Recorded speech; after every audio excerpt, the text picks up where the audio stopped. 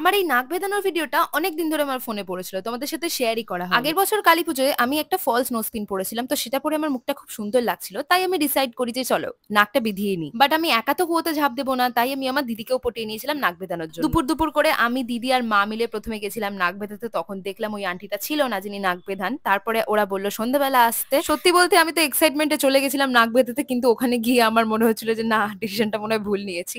তারপর প্রথমে দিদি নাক বেঁধালো, তারপরে আমি বেঁধালাম। কিন্তু গাইস, তোমরা তো জানোই তোমাদের অ্যান্ডি অল্পেতে সন্তুষ্ট হয় না, তাই নাক বেঁধানোর সাথে সাথে আমি ওপরের কানটাও বেঁধিয়ে নিলাম। সত্যি বলছি গাইস, আমি ওপরের কানটা বেঁধানোর সময় আমার কিছু ফিলই হয়নি, কিন্তু যখন আমি নাকটা বেঁধাই তখন আমার সত্যি অনেক লেগেছিল। আর তোমরা তো ভিডিওতে দেখতেই পাচ্ছ আমার নাকের পাটাটা মোটা হওয়ার কারণে প্রথমে গানটা বাউন্স ব্যাক করে চলে আসে। ওই বড় বয়সে নাক বেঁধালে যা হয় আর কি। কিন্তু যিনি নাক বেঁধাচ্ছিলেন তিনি অনেকই অভিজ্ঞ ছিলেন, তাই জন্য তিনি নিজেই নোজ পিনটাকে ধরে আমার নাকের মধ্যে গুজে দেয়। তো সেই সময়ের পেনটা গাইস আমি কোনোদিনও ভুলবো না। দেখতেই পাচ্ছ সঙ্গে সঙ্গে আমার বাঁ চোখ দিয়ে পুরপুর করে জল বেরোচ্ছে, আর আমার দিদি আমাকে সান্ত্বনা দিচ্ছে। হ্যাঁ গাইস, এবার তোমাদের মনে হতেই পারে যে মেয়েটার এত ব্যথা করছে তাও মেয়েটা কি করে হাসছে। হ্যাঁ গাইস, আমি এরকম লাইফে যা কিছুই হয়ে যাক না কেন, যত কষ্টই আমার হোক না কেন, আমার হাসি কিন্তু কোনোদিনও থামে না। তারপর আমরা চলে গেলাম একটা মেডিসিন শপে, ওখান থেকে টিটেনাস নিতে। গাইস বিশ্বাস করো, আমি কিন্তু ছোট থেকে আজ অব্দি ইনজেকশন নেওয়ার সময় কোনোদিনও কাঁদিনি, কিন্তু জানি না কেন সেদিনকে আমার খুব কান্না পাচ্ছিল ইনজেকশন নেওয়ার আগে। তো এটাই ছিল আমার নাক বেঁধানোর অভিজ্ঞতা। তোমরা তোমাদের নিজের নিজের অভিজ্ঞতাগুলো আমাকে কমেন্টে জানিও, আর ভালো লাগলে একটা লাইক করে দিও, সাবস্ক্রাইব করে দিও আমার চ্যানেল। দেখা হচ্ছে পরের ভিডিওতে।